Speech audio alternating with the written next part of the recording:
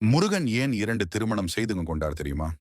தமிழ் கடவுள் முருகன் என்று பக்தர்களால் அன்போடு அழைக்கப்படும் முருகப்பெருமான் ஏன் 2 திருமணங்களை செய்து கொண்டார் என்பதை அறிவீர்களா? அந்த 2 பெண் தெய்வங்களுக்கும் உள்ள தொடர்புகள் என்ன? எவ்வாறு முருகன் திருமணம் செய்து கொண்டார்? அவர் அவ்வாறு திருமணம் செய்து கொண்டதன் நோக்கம் என்ன? உள்ளிட்ட அனைத்து வினாக்களுக்கும் விடையை உங்களுக்கு வழங்குவதில் நாங்கள் கடமைப்பட்டுள்ளோம். செந்தமிழ் வேந்தனின் தெய்வீக காதல்களை அறிந்து கொள்ளலாம் வாருங்கள். முருகப்பெருமான் பெரும்பாலும் தமிழர்களின் கடவுள் என்று அறியப்படுகிறார். தமிழர்களின் ஐந்திணை நிலங்களின் வழிபாட்டில் குறிஞ்சி நிலத் தலைவனாக சேயோன் என்னும் பேரில் முருகன் இருந்துள்ளார்.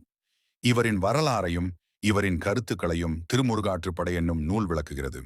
ஆற்றுப்படுத்துதல் என்றால் நெறிப்படுத்துதல் அல்லது வழிகாட்டுதல் என்று பொருள் கூறுகிறது தமிழ். முருகன் மக்களுக்கு வழிகாட்டுவதால் திருமுருகாற்றுப்படை எனப்படுகிறது.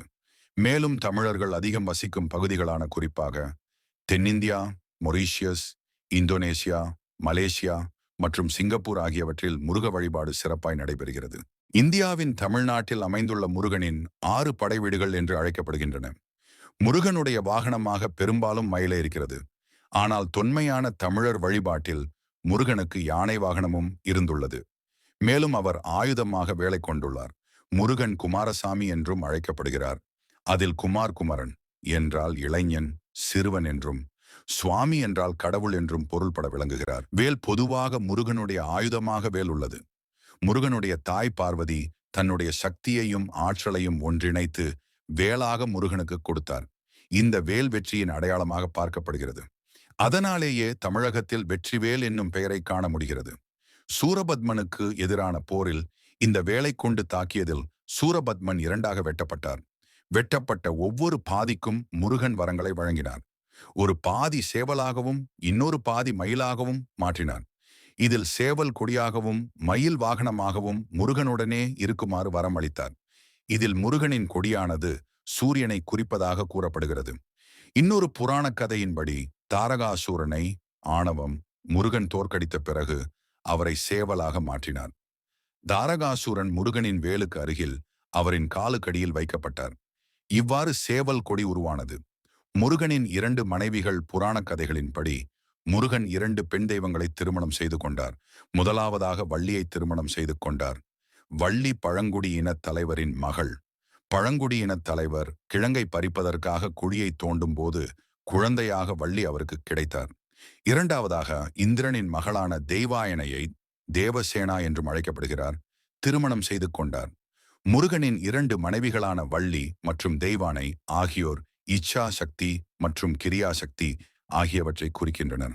அதாவது விருப்பத்தின் சக்தியாகவும் செயல்களின் சக்தியாகவும் இருக்கின்றனர். முருகனின் கடந்த காலம் வள்ளி மற்றும் தெய்வானை இருவரும் முந்தைய பிறவியில் பெருமாளின் விஷ்ணு மகள்களாக பிறந்தனர். சகோதரிகளாகிய இருவரும் பல தவங்களை புரிந்தனர். இறைவன் முருகனை திருமணம் செய்வதற்கு அவ்வாறே மனைவிகளாகவும் மாறினர். அடுத்த பிறவியில் அவருக்கு முன்னரே தோன்றி திருமணம் செய்யும் வரத்தை பெற்றனர். அவ்வாறு வள்ளி மலைகளின் தலைவனுக்கு பிறந்து மலைகளின் கடவுளை திருமணம் செய்து கொண்டார். வள்ளியின் தந்தையிடம் முனிவர் நாரதர் இந்த வள்ளி முருகனின் மனைவியாவதற்கு பிறந்தவள் என்ற செய்தியை தெரிவித்தார். 2 வகையான பக்திகள். முருகன் 2 வகையான நேர்மையான பக்தர்களின் வழிபாடுகளை ஏற்றுக்கொண்டு அவர்களின் வேண்டுதல்களை நிறைவேற்றும் விதமாக இருவரையும் திருமணம் செய்து கொண்டு தன் மீதான பக்தியின் சக்திகளை இந்த உலகத்திற்கு தெரியப்படுத்தினார். வேதங்களில் பரிந்துரைக்கப்பட்ட ஒரு பாதையை தேர்ந்தெடுத்து பக்தியின் பெருமையை உணர்த்தினார். தெய்வானையும் வள்ளியும் இந்த 2 வகையான பாதைகளை பின்பற்றி இறைவனை அடைந்தனர். வள்ளி முருகன் வள்ளி தனது முந்தைய பிறப்பில் விஷ்ணுவின் மகளாக இருந்தார். அவர் முருகனை திருமணம் செய்து கொள்ள கடுமையான தவம் புரிந்தார். வள்ளி உயிர்களின் அறியாமையை உணர்த்தும் குறியீடாக இருந்தார். தனது குருவான நாரதரின் வழிகாட்டுதலின்படி அறியாமையை அழித்து ஆன்மாவின் உன்னத விடுதலையை குறிக்கும் விதமாக முருகனுடனான வள்ளியின் திருமணம் குறிப்பிடப்படுகிறது. இது வழக்கத்திற்கு மாறான முறையில் காந்தர்வா அல்லது பைசாச்சா போன்ற வகையான திருமணம் என்று விவரிக்கப்படுகிறது. வள்ளியம்மை திருமண படலம். பழந்தமிழின் இலக்கிய குறிப்புகளில் வள்ளியானவர் முருகனின் மணமகளாக இருந்துள்ளார். எனவே வள்ளி தமிழக மக்களிடையே மிகவும் பிரபலமானவராக இருப்பதில் ஆச்சரியம் எதுவும் இல்லை. மலைமகளாக வலம் வந்து முருகனின் மனத்தினில் இடம் பிடித்த வரலாற்றை வள்ளியம்மை திருமண படலம் என்ற தலைப்பில் கச்சியப்பரின் 6வது நூலான கந்த புராணத்தில் 267வது பாடலில் குறிப்புகள் உள்ளன. இவை முருகனின் காதல் மற்றும் வேட்டுவரின் மகள் வள்ளியுடனான கூடலை பற்றிய கதையை விவரிக்கிறது. வள்ளி மற்றும் முருகனின் கதை. வள்ளியை காடுகளில் பார்த்த முருகன் அவருடைய அழகில் சொக்கிப் போய் ஒரு கம்பீரமான வேட்டைக்காரனாக தோற்றமெடுத்து வள்ளி முன்பு தோன்றினார். மலைகளின் தலைவர் வரும் நேரம் என்பதால் முருகனை மறைந்திருக்குமாறு கடிந்து கொண்டார். அவ்வாறு தலைவர் சென்ற பின்பு மீண்டும் அதே உருவில் தோன்றிய முருகன் தனது காதலை வள்ளியிடம் தெரிவித்தார். ஆனால் வள்ளி அதனை ஏற்க மறுத்துவிட்டார். எனவே பின்னர் வயதான தோற்றத்திற்கு மாறி வள்ளியிடம் தனக்கு பசிப்பதாக உணவு கேட்டார். வள்ளியும் திணையையும் தேனையும் கலந்து உணவாக கொடுத்தார். அவர் உண்ட பின்பு தண்ணீரையும் கொடுத்தார். இதனை முருகன் கேலியாக இணையருக்கு தாகம் தீர்ப்பதை போன்றிருக்கிறதே என்று கூறினார். முருகன் வள்ளியின் திருமணமானால் அவருடைய கேலியை கேட்டு கோபமடைந்தார் வள்ளி. இதனால் முருகன் தன் அண்ணன் விநாயகரின் உதவியை நாடினார். விநாயகரும் யானையாக மாறி வள்ளியை அச்சமூட்டினார். யானைக்கு பயந்து கிழவர் இருக்கும் இடத்தை நோக்கி ஓடினார். அந்த கிழவரிடம் தன்னை காப்பாற்றுமாறு கேட்டார். ஆனால் அவர் தன்னை திருமணம் செய்து கொள்ள ஒப்புக்கொண்டால்தான் காப்பாற்றுவேன் என்றார். பயத்தின் நடுக்கத்தில் இருந்த வள்ளி வேறு வழியில்லாமல் திருமணத்திற்கு ஒப்புக்கொண்டார். பிறகு முருகன் தன்னுடைய உண்மையான உருவத்தை வெளிப்படுத்தினார். அதன் பிறகுதான் நான் இறைவனின் காதலி என்பதை உணர்ந்தார் வள்ளி. பிறகு எல்லோருடைய ஒப்புதலுடனும் இருவரின் திருமணமும் நடைபெற்றது.